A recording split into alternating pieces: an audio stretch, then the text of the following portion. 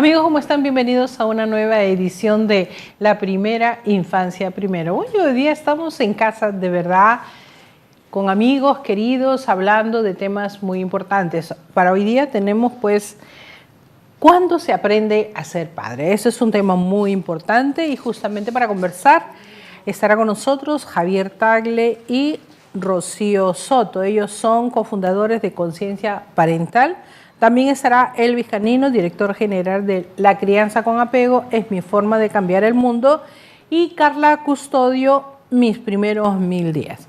Lógicamente también tenemos nuestra edición ANI, que es muy importante que nosotros estemos al día de todo lo que sucede en el mundo. Así es que inmediatamente vemos nuestro pequeño noticiero y retomamos nuestro tema.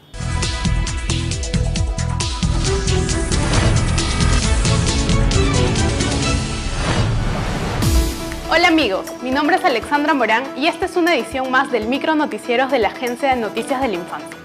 Acompáñanos con el hashtag, con la infancia en el corazón.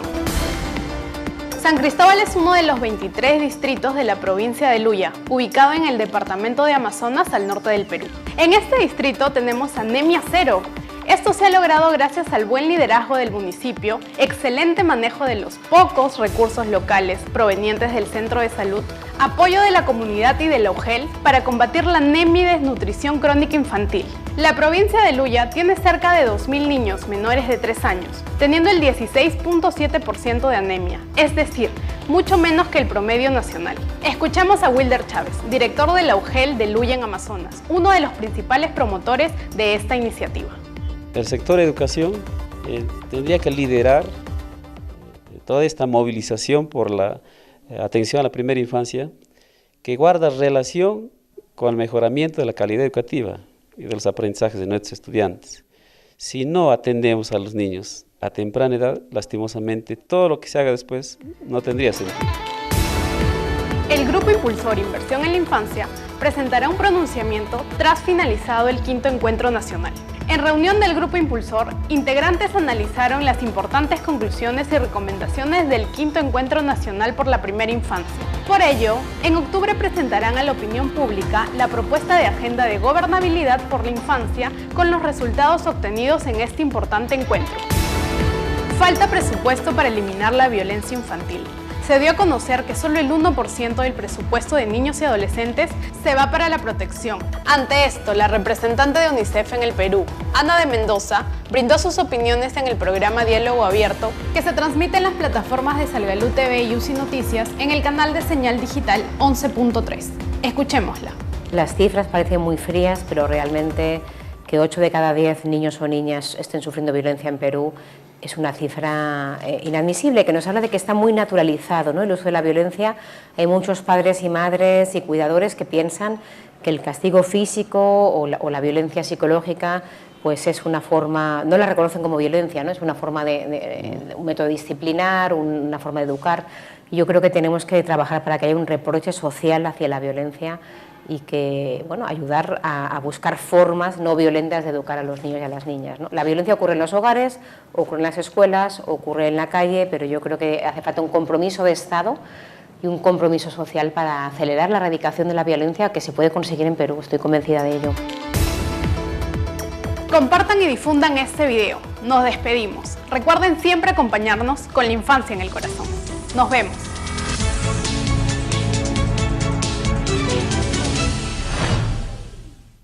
En realidad estaba pensando en la información, en las noticias, ¿no? Y haciendo un poco de reflexión de un tema que hoy en día toma mucha importancia, y es el hecho de cuándo aprendemos a ser padres.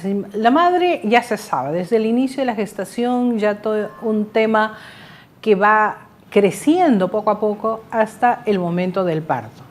Pero el rol del padre, sus movimientos en cuanto a ser como tal, a ser aceptado como un ser humano que puede participar directamente en la educación, en permitir que nuestros niños crezcan, porque a veces las madres consideramos, por ese celo tremendo de ser madres, obviamente, ampliamente justificado, a veces no les permitimos que ellos aprendan a ser padres, que sean padres, y que se involucren en este desarrollo y eso es instantáneo. Nació el niño, es mío, no me lo toques. Realmente es todo un tema que nosotros debemos conversar y para eso está con nosotros Rocío y Javier, amigos queridos de Conciencia Parental. Ellos, antes de entrar al tema, un poquito refrescar la memoria de Conciencia Parental, el motivo por el cual fue creado. Javier, Rocío, por favor. Sí, bueno, primero gracias por tu invitación, Clotilde. Me da gusto visitar este espacio destinado a la primera infancia y a todas las personas que nos siguen en las distintas plataformas para ver este programa. En sí, Conciencia Parental nace a partir justamente de que nos vamos involucrando en el embarazo con respecto a nuestro hijo y en la crianza desde muy pequeñito, y no carecíamos de referentes con respecto a cómo es la paternidad, cómo es la maternidad, cómo es en sí mismo digamos, la mejor manera posible de poder llevarlo. Entonces, a través de distintas investigaciones que hay, vamos leyendo a partir de la propia curiosidad por las respuestas que van naciendo en la experiencia misma de ser padre cada día. Entonces, por ahí comenzamos a llamarle conciencia, porque de alguna forma vamos tomando conciencia de una función que viene desde larga data y sin embargo poco, por lo menos yo, conocía con respecto a eso. Incluso al día de hoy, que mi hijo tiene 7 años, creo que todavía hay mucho por seguir descubriendo. Y esa es también la parte muy rica, donde la vida no se acaba y siempre nos asombra con nuevas cosas. Y la parte parental, porque la parentalidad es de par, es de a dos. Así como toda criatura nace de la unión entre un espermatozoide y un óvulo, pues también esta misma vida, de manera responsable, tiene que ser cuidada por estas mismas dos personas y luego por toda la tribu que se suma como comunidad sensible para un acompañamiento respetuoso en la vida de esta persona que va a contribuir con la sociedad y así de generación en generación. ¿Rocío? Sí, bueno, para añadir un poco en la parte de cómo nace, ¿no? Aparte de nuestros grandes deseos de ser padres, nos vimos motivados también por la necesidad de querer darle a nuestros hijos siempre lo mejor y veníamos de entornos o de crianzas en donde se había transmitido de generación en generación ciertos modelos de crianza un poco autoritarios, muy rígidos y no se cuestionaron en su momento, ¿no? Por diversas singularidades. Entonces decidimos hacer un poco más. Como queremos hacer un poco más por nuestro hijo, ¿no? Queremos darnos un poco más, tener otra mirada y es así que nos abrimos a investigar, nos abrimos a ver otras formas de criar de lo que nos estábamos condicionados y lo que traíamos de generación en generación y nos abrimos a la posibilidad de que en este tema, por ejemplo, no había mucho donde puedas hacer un trabajo consciente de hacer tu paternidad o informarte, pero sí había mucha información afuera, en libros, y la cotidianidad del hijo que te exige hacer un cambio para transformarte y tener otro tipo de crianza es lo que nosotros comenzamos a trabajar en conciencia parental, decir, bueno, no queremos transmitir algunas cosas que no nos han servido en nuestra crianza, en nuestra propia crianza, y es así que decidimos mirar hacia afuera, de qué puedo hacer yo para este trabajo que tengo que hacer, como no trabajo, esta relación que estoy estableciendo con mi hijo,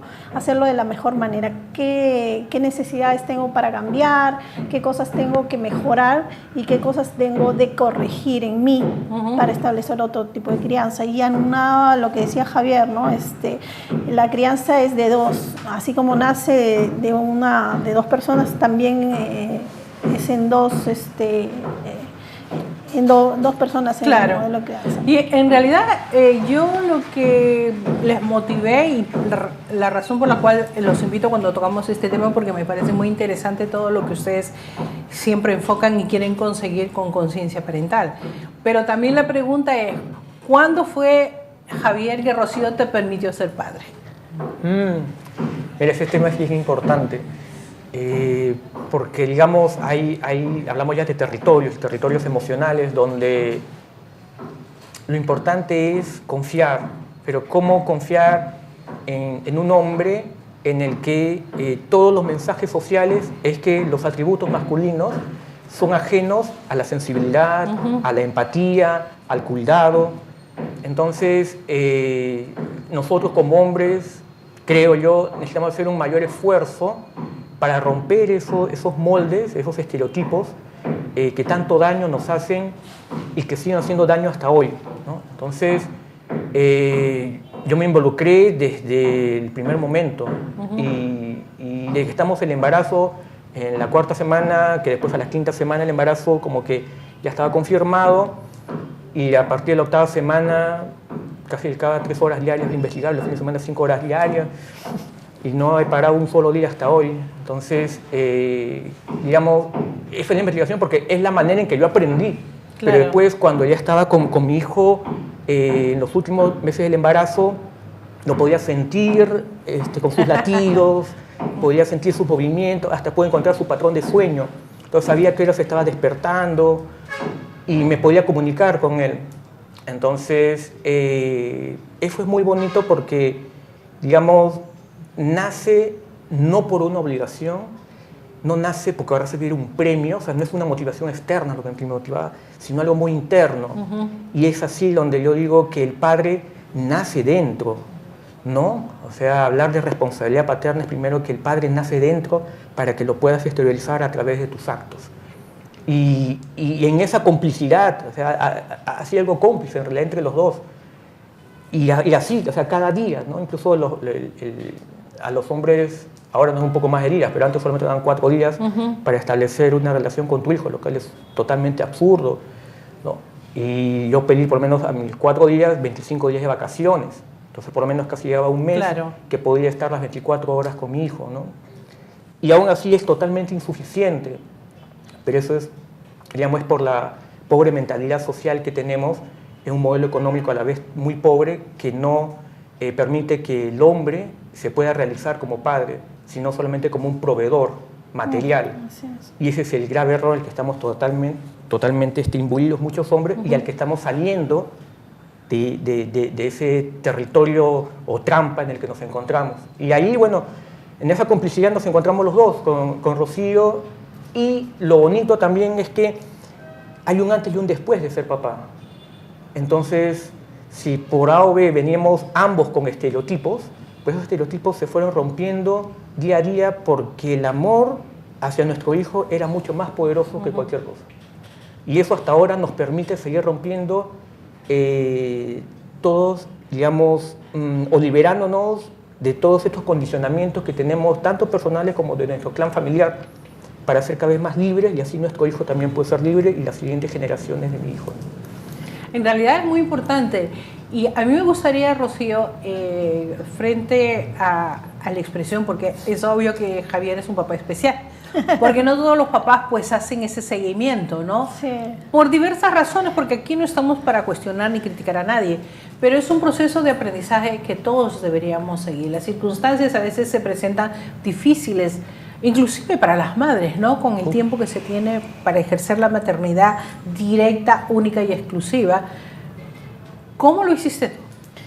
Bueno, a eso quería entrar, ¿no? El hecho de que me haya podido y haya tenido el privilegio, lo digo privilegio porque la mayoría de mujeres no se permiten ese poder estar dedicada a la crianza, y básicamente el compartir con el hijo sin mayores preocupaciones económicas, sobre todo, sin preocupaciones de logísticas, entonces, y vivir una maternidad relajada no es sencillo, no es sencillo. Entonces, precisamente porque en un primer momento la parte mía de mujer hacía que como muy mamífera, no muy acaparadora, como dijiste tú, es mi hijo y nadie me lo toca, pero me daba cuenta que tenía ahí un compañero, tenía ahí un soporte, y ese soporte los primeros meses fueron fundamentales para sostenerme emocionalmente, porque el vivir la maternidad a tiempo completo, entregada y sin condicionamientos, solamente a disfrutar de la lactancia y a estar era un complejo cuando yo venía dejando un entorno laboral, unos horarios rígidos, una parte mía, esa parte, ¿cómo se llama?, más masculina, de trabajar, de estar en actividad, ¿no? Venía del Ministerio de Economía en ese momento, dejé todo y comencé este nuevo ritmo. Y ahí es que me vienen conflictos y temas, y si no hubiera sido este primer momento en tránsito con el sostenimiento emocional, que era fundamental en su momento, creo que me hubiera sido muy difícil. Y sobre todo, no digamos en las siguientes partes, porque hay varios hitos, ¿no? Y claro, cuando cobra mayor importancia la figura paterna. El acompañamiento que estaba ahí, claro, a los más o menos 2 años ya me sentía un poco que yo tenía que soltar, sentía la necesidad de sentirme acompañada, pero ese afán mío de querer solo yo controlar, hay veces por miedo, por temas míos que tenía que trabajar inconscientemente, ¿no? Que no lo va a hacer bien, que no lo va a alimentar bien o que no lo va a lavar bien, entonces relajar todo eso, pero cada vez me daba cuenta que en el tránsito dije, ya energéticamente mi hijo iba saliendo de mi entorno y se iba hacia el encuentro hacia el padre. Y hubo un momento, recuerdo muy, muy simbólico, donde hicimos como que era que mi hijo va hacia Javier y yo ya me siento confiada. Ese tránsito también es importante en las madres, permitirse soltar al hijo. Soltar no significa que ya no me encargo, sino es más a nivel energético, psíquico, como estoy confiada en que tú lo vas a acompañar también bien, porque si bien es cierto, los primeros meses o primeros años de vida, los 3 primeros es la diada madre-hijo es muy, muy fuerte energéticamente, están unidos muy... Pero la misma mujer se va dando cuenta que hay momentos en que ya el niño está saliendo y justamente va al encuentro del padre. Y si una madre no está segura de la pareja que tiene, que va a poder acompañar a ese niño, es como que psíquicamente a veces le cierra las posibilidades al hombre de cumplir ya su rol. O sea, obviamente todo este tiempo está cumpliendo un rol, pero es más de acompañamiento, y creo que a partir de cierta edad he sentido que es más fuerte la ida hacia el padre. Y es más, Javier, cuando investigábamos, cuando leíamos, es parte del desarrollo psíquico de cada ser humano, ¿no? El encuentro hacia el padre, pero para eso una madre también tiene que estar segura y sentirse libre de soltar también. Soltar no solo en el hecho de no es dejar ir, sino el hecho de aceptar. Sí. Aceptar que somos la parte 3, más difícil, ¿no? Aceptar y dejarse relajar el tiempo. Y ha sido maravilloso porque me ha permitido encontrar nuevas potencialidades a mí como mujer, y él también, ¿no? Encontrarse más como puedo haber hecho muchos más caminos, aprendí a hacer muchas más cosas después de que relajé un poco y trabajé ese tema, ¿no? Sí, en realidad nosotros vamos a ir a un pequeño corte porque queremos seguir conversando el momento en que para ustedes fue muy importante. Acá estamos haciendo una reflexión del tránsito que ustedes pasaron y que yo siempre de una u otra forma lo he conocido a través de las conversaciones con ustedes. Pero que ha sido muy importante lo que tú señalabas. En un momento X que tú dijiste, es hora de que el papá sea papá. Así que nosotros nos vamos a un corte y regresamos enseguida.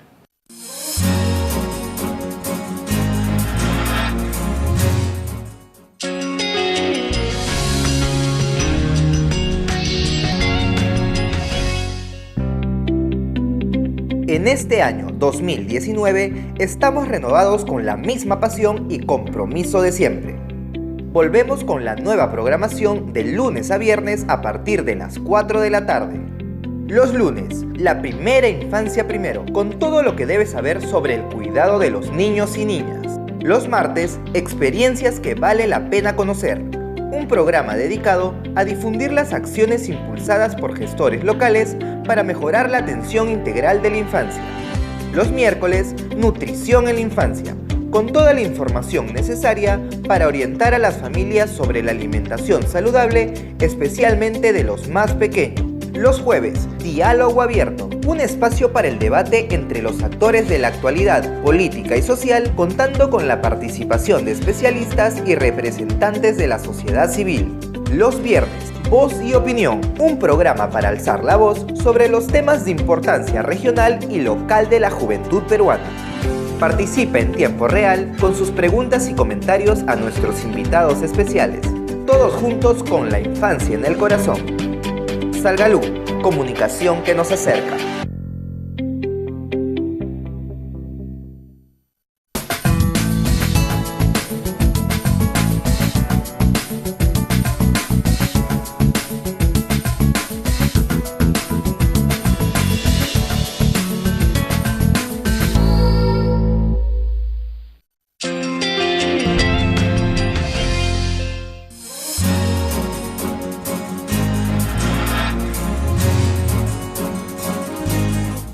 Este tema para mí es muy importante porque en realidad estamos en un momento muy importante de cómo hacer que nuestros niños de verdad estén en un hogar feliz, donde la participación de mamá y papá de verdad es importante. Es importante recalcar y señalar que sin ellos no funcionaría.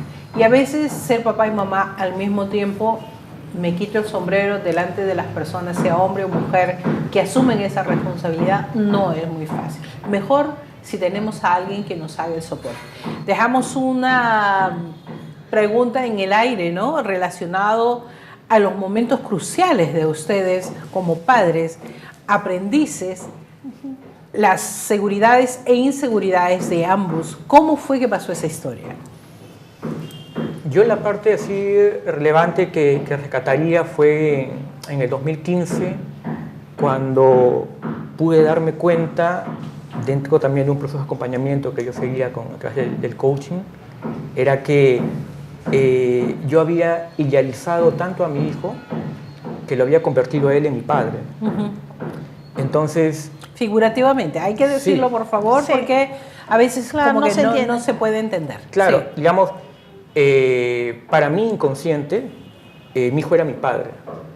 Entonces él estaba supliendo una carencia que yo había vivido en mi infancia.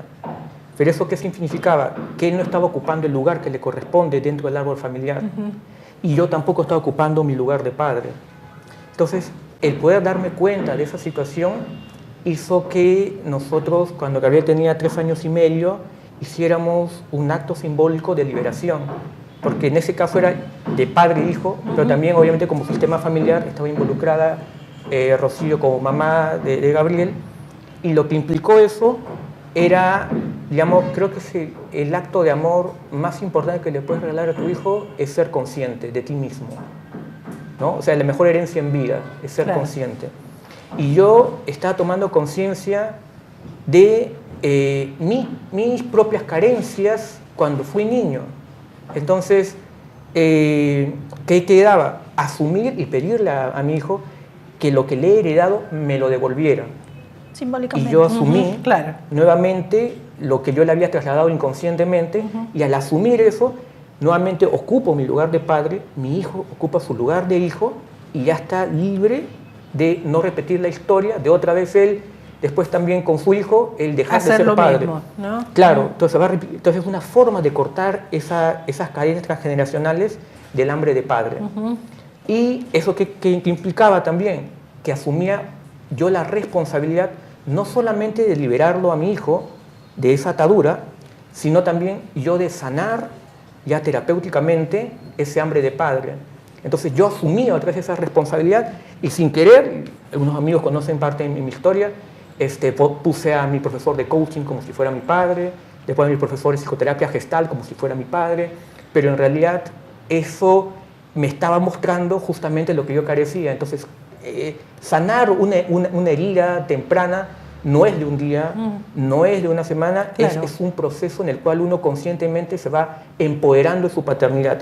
Y esa experiencia te enriquece muchísimo, porque te da la certeza de justamente que los conflictos, por más tempranos que sean, tienen una solución, y eso te permite desarrollar una capacidad de resiliencia que tú puedes compartir no solamente con tus hijos, sino también con otros hombres que estamos en esa vía de transformación de una nueva paternidad justo aquí también está mi amigo Elvis Canino, a quien quiero mucho, que también está en esa vía. Y nos vamos encontrando tribus de varones, tribus de hombres, que también estamos haciendo todos estos cambios. Porque no solamente es un tema de paternidad, estamos hablando aquí de un tema de masculinidad, de una masculinidad profunda y nueva, renovada, que a través de ella podemos celebrar nuestra paternidad.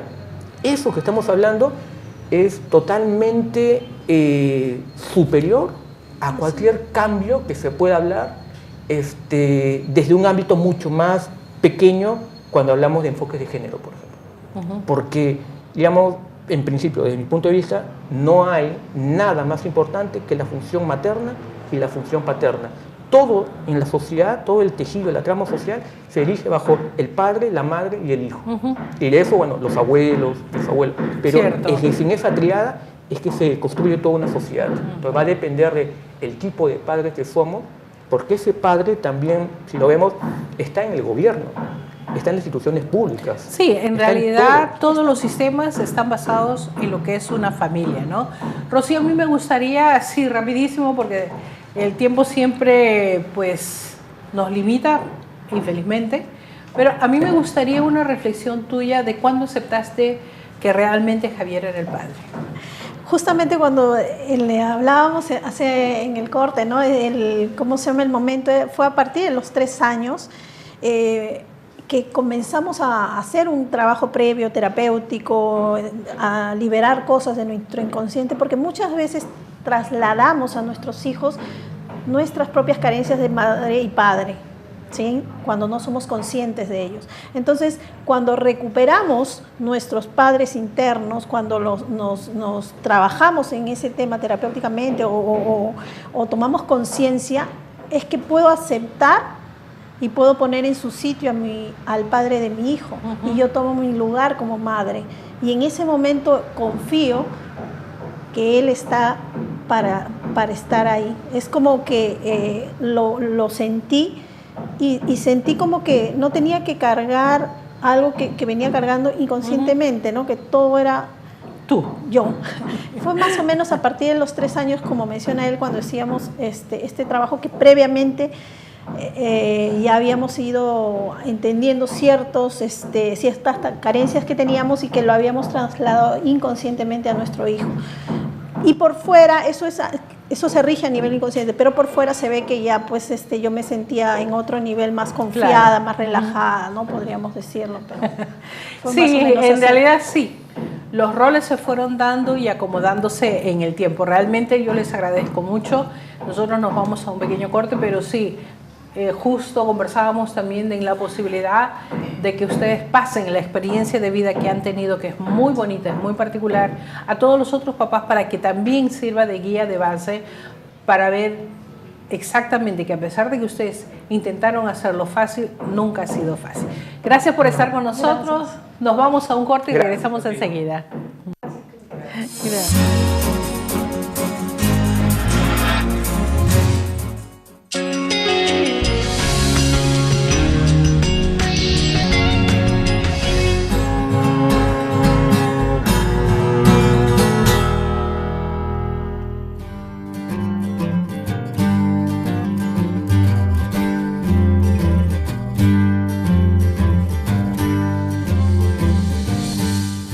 Se puede disminuir notablemente la mortalidad en la primera infancia con medidas sumamente simples, como son lactancia inmediatamente después del parto. Prácticamente dentro de la primera media hora se debe poner al bebé en contacto con los pechos de la madre para que segregue la madre una suerte de vacuna. Otra, hay que tener la limpieza necesaria en la persona que atiende tanto al bebé como a la madre. Sus manos tienen que estar bien lavadas, las uñas bien cortadas. Luego, por supuesto, alimentar a la criatura solo con la leche materna, nada de leche artificial.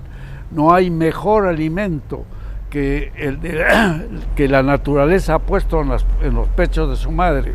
La mortalidad de los recién nacidos va a disminuir prácticamente a cero cuando haya justicia social, cuando las familias todas de todos los peruanos tengamos acceso a la buena educación, a buena vivienda, buena vestimenta, buena alimentación y sobre todo buen salario. Entonces todo eso va a desaparecer porque todo eso va a traer consigo una mejor calidad de vida.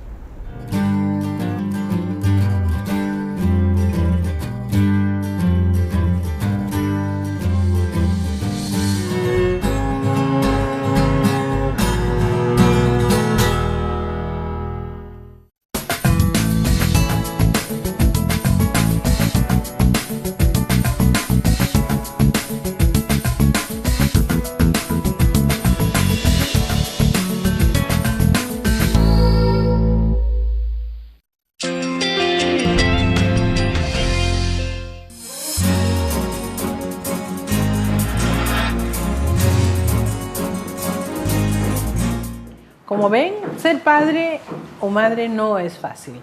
A pesar de que a veces consideramos, no, mi pareja es maravillosa o mi compañero es maravilloso, seguimos pensando en que, bueno, vemos estrellitas y que la magia llega. La verdad no es así, porque hay que pelearla todos los días. Y justamente quien nos va a hacer una explicación, un raciocinio de lo difícil que es ser padre o madre, pues está con nosotros Elvis Canino, director de La Crianza con Apego es mi forma de cambiar el mundo. Él es psicoterapeuta en familia, de verdad es una persona altamente autorizada para hablar del tema. Gracias. Bienvenido, Elvis, gracias por estar con nosotros. A ustedes. Y a mí me gustaría pues que hagas una reflexión de lo que has escuchado, porque has estado con nosotros, como dos personas maravillosas como son Javier y Rocío, a quienes estimo y amo. ¿Cómo le hacemos a los otros que mal nos vemos la cara? Sí, yo siento que Javier y Rocío son el modelo exacto que debe multiplicarse de estos hombres y mujeres en una constante búsqueda, primero de sí mismos, segundo, de una mejor manera de concebir el mundo. Que justamente los niños y las niñas tienen a sus padres como referentes principales. Claro. Y cada uno de ellos le refleja un aspecto. Papá refleja el aspecto masculino, mamá refleja el aspecto femenino. Entonces, en base a esa base, a ese cimiento, se va construyendo lo que es la personalidad. Entonces, hoy día basta ver un poquito a la calle o ver los medios de comunicación para darse cuenta, pero así, un minuto que uno vea se da cuenta que hay un desequilibrio terrible. La deshonestidad, la violencia, el burocratismo, la burocracia, mejor dicho, todas estas cosas que vemos como una realidad a la que nos quieren acostumbrar son productos de un desequilibrio. Una de las razones del desequilibrio es justamente el tipo de crianza autoritaria y patriarcalizada de donde venimos, que todavía está vigente. Hablar, por ejemplo, de paternidad sigue siendo algo como novedoso. Justamente ayer estaba hablando en un sitio con varias mamás y unos cuantos papás presentes, y cuando comentamos el hecho de que hacemos círculos de papás, la gente casi que se extraña, ¿no? ¡Wow! Hace falta. Y la conclusión es, este tipo de cosas debería estar normalizada. Entonces, ¿qué es lo que cualquier persona que piense o sueñe con un mundo mejor debería priorizar? Y especialmente cualquier sociedad, la crianza, los modelos. Los niños y las niñas tienen una empatía innata. O sea, cualquier niño o niña, tú lo observas cómo se comporta cuando escucha, por ejemplo, un llanto de otro niño cerca y se preocupa de inmediato. Los adultos no reaccionamos así. ¿Por qué? Porque eso se nos va apagando. Entonces, el desequilibrio no solamente es una cuestión de las figuras que están allí presentes, sino de cómo se van instaurando códigos, modelos y repetición de patrones. Justamente me encantó escuchar a Javier, pues estaba haciendo mucho énfasis en el tema de la repetición de patrones, y es algo que vemos a diario, cómo las personas viven en la calle proyectando todas esas diferencias o esos asuntos no resueltos de jerarquías, y cómo las personas vivimos proyectando nuestra violencia sobre todo lo que consideramos más débil. La violencia no es solamente la agresión física, como mucha gente piensa, sino es toda esa injusticia que vemos en la calle de cómo cualquier persona, en lo que siente que otro es más débil o lo siente inferior, de una vez drena hacia ellos todo lo que tiene acumulado. Es ejercer el poder, ¿no? Exacto, pero es una cadena interminable, porque lo vemos desde el conductor de un transporte público hasta una maestra de escuela o hasta la persona que nos tropezamos en una acera. O sea, cada quien en lo que tiene una oportunidad lanza esa ira. Yo siempre hago énfasis en que una de las cosas más difíciles de erradicar es la violencia, porque nos empeñamos en repetir los viejos esquemas. Cuando uno habla, por ejemplo, de paternidad empoderada, de crianza respetuosa, de cualquier tema que implique el amor así en cognición total, la gente siempre tiende a decir como que, ok, suena muy bonito, pero y en el mundo real, justamente el mundo real se construye asumiendo que estamos mal. Cuando uno escucha a Javier, cuando la gente me escucha a mí reconociendo que venimos de unos patrones disfuncionales, que estamos en esa búsqueda de mejorar con el comportarnos día a día, esa misma esencia de lo que somos, y nos empeñamos infinitamente en cortar todas las aberraciones para que nuestros hijos no sigan repitiendo el esquema, ya eso es cambiar el mundo. Hay gente que cree que es una utopía, pero está allí, en esos pequeños En detalles. realidad, se supone que es una utopía por una sencilla razón, porque no queremos cambiar los patrones. Exactamente. Es da mucho miedo más el cambio. fácil seguir como estamos, y dice una frase que de verdad a mí me confunde cuando se dice: más vale lo malo conocido que lo bueno por conocer. Oh, sí. Oye, arriésgate. ¿Cuánto daño no hace? Arriésgate. Porque tú tienes que empezar a arriesgarte para ver hacia dónde puedes llegar, Claro. y las cosas positivas que puedes tener arriesgándote. Claro. Y yo sé que es un riesgo ser papá y mamá, ¿verdad? Claro que sí, claro. Y es una oportunidad constante de desaprender. Yo todos los profesionales que conozco de la salud, de la educación, de cualquier área, que se han abocado a este tipo de crianza, siempre han estado antes en el otro esquema. Yo conozco cantidad de médicos, por ejemplo pediatras, que después que son papás y mamás es cuando cambian su postura con respecto a la lactancia, por ejemplo. Porque otra cosa es que nos quedamos en los viejos modelos, o sea, somos profesionales formados en un esquema que se queda allí y mucha gente no quiere desaprender. Entonces el médico que se queda en el viejo esquema, el médico que se queda solamente con la parte formativa que recibe, está muy limitado, tiene una visión prácticamente nula con respecto a la realidad de los niños de hoy. En cambio, esta médica pediatra que le tiene que amamantar a sus bebés, que vive un posparto con todo lo que implica la tristeza, los bajones, se va sensibilizando, y si ella se da el permiso de vivir su maternidad de una manera conectada, se convierte en una multiplicadora, porque todas sus pacientes van a ser personas que se van a sentir apoyadas y escuchadas. Y así pasa con el educador, y así pasa con el mismo chofer del transporte público, y con la persona que tropezamos en la acera, que se da la oportunidad de sentir ese llamado que ejerce sobre sí la paternidad o la maternidad, o la mapaternidad, como acostumbramos a llamarle, porque es un proceso vinculativo. No, yo siento que ya una de las cosas que tenemos que empezar a hacer es dejar de hablar por separado, maternidad, paternidad, porque es un proceso vinculativo. Incluso cuando la persona, uno de los dos, está criando sola, hay una vinculación porque hay dos roles. Así uno esté vacío en este momento, hay que reconocerlo y darle su lugar. Por eso siempre hacemos el comentario o la acotación de que no se puede decir soy madre y padre a la vez. Lo que se puede es ejercer una función de maternidad o de paternidad, pero reconociendo el otro aspecto, por mucho que esté disfuncional en este caso. Claro. Eso es aceptación, y después de eso viene obligatoriamente la sanación. Cierto. Pero es que en estos temas siempre hay un proceso un poco complejo, ¿no? Sí.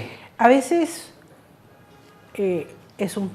me van a disculpar las personas que dicen: ay, mi reloj biológico me está gritando de que debo tener un hijo. Ah, sí. Y hay personas que simplemente se embarazan y no se han dado cuenta de que viene la responsabilidad que viene. U otras personas que, no me di cuenta y me embaracé. Sí, es cierto. ¿Qué tipo de rol podemos desarrollar para que estas personas puedan enfrentar lo serio que significa ser papá y mamá, y no simplemente un acaso? Muchas de estas personas que han llegado a la maternidad o a la paternidad, a ambos, así de manera inesperada y sin planificación, el mismo proceso les ha permitido conectarse luego. Más bien, yo siento que el énfasis o el punto clave no es si hay una planificación o no, sino si nos permitimos conectarnos luego, porque también conozco la otra posición, que son personas que planifican y todo está bajo control y todo está hecho en las edades, como dices, en los términos que la sociedad acepta, y después no se conectan igual. Porque la sociedad no los deja, porque la sociedad está diseñada para no conectarnos. ¿Cuánto dura un permiso de paternidad? Hay gente que ni siquiera conoce lo que es el permiso de paternidad. Yo conozco papás que han ido de la clínica al trabajo. Exacto. Y el de maternidad, breve en cualquier parte del mundo, porque hay gente que me dice, sí, pero dura 6 meses en no sé dónde y un año. Ok, 6 meses, un año es suficiente. No, porque si vamos a ver lo que dura el puerperio realmente, que es entre 1 y 3 años, Entonces 6 meses no es nada. Cierto. Y sabemos que los 2 primeros años de la crianza de un niño son esenciales, o sea, son una parte fundamental de lo que va a ser el cimiento de ese niño. Y si por lo menos uno de los 2 padres puede pasar el mayor tiempo posible con ese niño mientras el otro se encarga de salir a trabajar, eso sería maravilloso, pero la sociedad no está diseñada con otra estructura. Entonces, más que quedarnos solamente en el que si planificamos o no, es más bien ver cómo a todos les ponemos el panorama o les ponemos las condiciones para que se conecten. Y obviamente ya las decisiones responsables, porque también la decisión responsable viene justamente del equilibrio. Si yo decido sanar, decido asumir mis problemas, mis disfunciones y aceptar que estoy mal y empezar a darme esa oportunidad de replantearme, obviamente mis decisiones van a ser tomadas desde la sensatez. Por eso conozco muchos casos de personas que no han planificado y que han sido, de repente, la visión de cualquiera puede ser como una pareja que, oye, ¿por qué tienen hijos? Pero después tú los ves cómo se transforman, porque eso es lo que es la paternidad. Es una oportunidad donde puedes rechazar esa apertura, esa puerta que te puede permitir ser un ser, o sea, una cosa sin límites, como justamente hablaba Javier, o donde más bien te quedas afuera, que justamente el punto es ese, o conectas o no te permites la conexión. ¿Y eso cómo afecta el desarrollo del niño? La conexión o no conexión, bueno, por ejemplo, cuando analizamos lo que es la teoría del apego, vemos que hay varios tipos de apego. Y justamente los tipos de apegos que son disfuncionales, que son erróneos, que generan problemas luego posteriores, como la propensión al consumo de drogas, como la propensión a la violencia, vienen justamente de la no conexión. Cuando papá y mamá, por ejemplo, hay un mito muy común que uno escucha por allí, que es que las personas dicen, oye, se adaptó muy rápido a la escuela, qué bien, qué independiente es. Resulta que eso desde el punto de vista del apego no es lo ideal. Lo ideal es que el niño cueste adaptarse a la separación. Digo lo ideal porque los bebés humanos son mamíferos igual que los otros cachorros y deben por lo menos sentir un poco la distancia. Obviamente cada niño, según su personalidad, tiene diferencia en cómo va asimilando esto. Pero cuando un niño se desprende muy rápido, más bien eso debe ser una señal de ver por qué está pasando así. Porque los niños que extrañan a su mamá tienen un apego seguro. Pero es curioso, y ya finalizando, cómo muchas mamás se sienten muy felices porque su niño no lloró. Yo creo que la emocionalidad lo que pesa. Ay, mi niño entró corriendo feliz de la vida, y otra, yo no pude despegarme 3, 4 días porque la criatura lloraba. Sí. Un mensaje final a los padres. Primero que nada, que no nos juzguemos tanto, que dejemos de estar viéndonos en el espejo y pensando lo estás haciendo mal o debes hacerlo mejor o comparándonos con otros. Tenemos que aceptarnos como somos, plenos, perfectos, seres que si nos abrimos, si nos permitimos, podemos emanar amor y podemos sembrar el cambio donde quiera que pasemos. Siempre le digo a la gente, si tú crees que no puedes cambiar el mundo, sonríe a alguien y ve cómo cambias el pedacito del mundo a esa persona. Perfecto. Muchísimas gracias, Elvis, como a siempre, por la tan invitación. clara las expresiones que nos das con relación a lo que significa estar en familia. Nos vamos a un corte y regresamos enseguida para la parte final.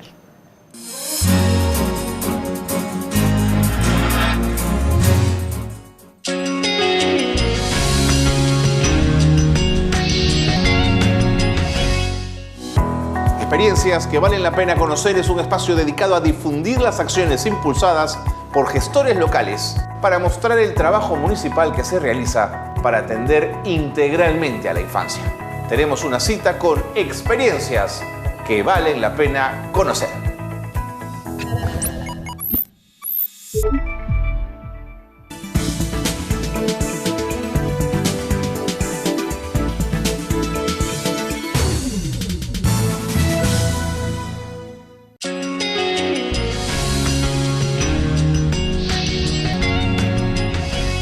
Muy pronto, un programa de música, tecnología, cultura, voz y opinión, un programa para jóvenes.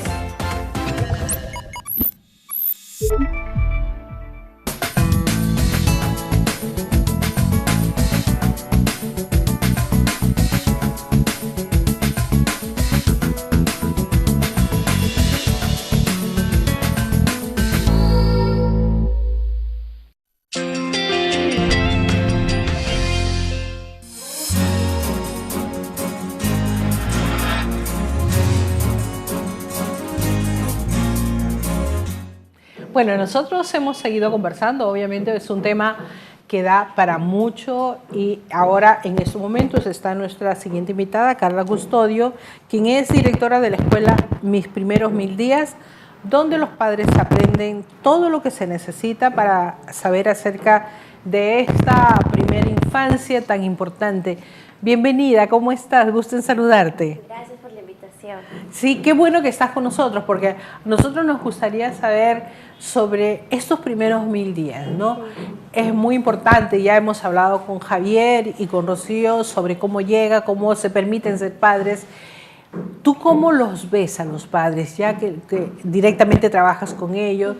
Y muchas veces no es fácil y los padres se presentan medios confusos de lo que tienen o no tienen que hacer.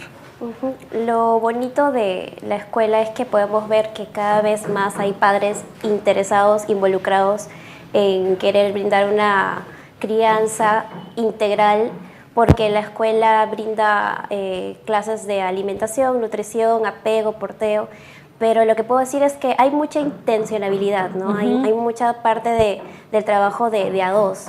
Empezamos el proyecto pensando en mamás, pero venían mamás, venían papás, venían abuelos, así que es bueno poder saber de que hay mucha motivación, hay muchas ganas de, justamente como mencionaban los otros invitados, desaprender y aprender, y eso es bueno.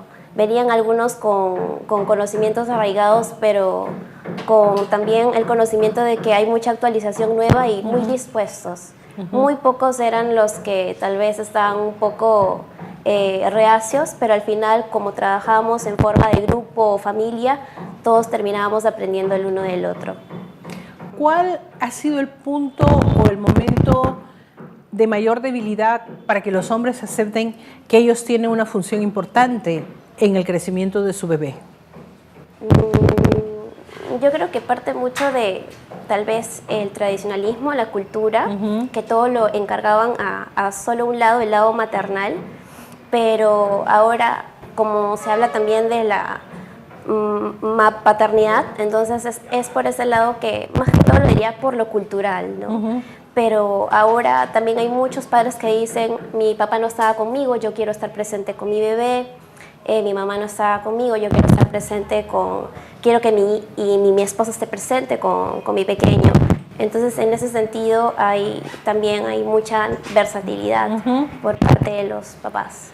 Sí, en realidad es un tema muy, muy importante para hacer una buena reflexión, especialmente porque a veces la cultura, la tradición, el hecho de ser padre dentro de una educación, dentro de una formación, el hecho de haber aprendido a golpes y porradas, porque muchas veces pues los padres consideraban que la mejor forma de enseñarle a nuestros hijos es a través un poquito de ser muy duros, y a veces esos duros se interpretaba en maltrato, en formas de falta de diálogo y de comprensión. Todos estos elementos que nos llevan a decir, imagínate tú cómo se puede regañar, golpear, pegar a un niño pequeñito que ni siquiera entiende por qué está pasando esto. Entonces, de verdad, ¿hacia dónde se puede caminar cuando no se entiende que tu verdadera función es de ser amable, de ser amoroso, de saberlo guiar, de saberlo educar, pero sin la violencia que tú probablemente hayas podido recibir en tu vida?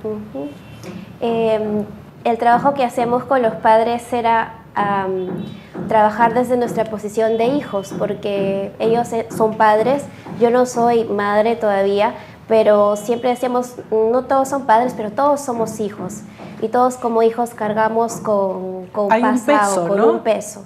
Entonces trabajamos justamente con un enfoque familiar, con un centro de desarrollo para la familia, y como hijos tratar, como hijos reconocer, y sobre todo una clave es el perdón, ¿no? El perdón, el soltar, y eso les permitía a los padres avanzar y romper patrones, ¿no? Es parte de la sanidad el poder perdonar como hijos, y así mejoras como padre o como madre. Entonces, todos los consejos que yo les podía brindar, o los profesionales, también era desde una postura de hijos, porque todos seguiremos siéndolo, y todos seguimos teniendo un padre, una madre a nuestro lado.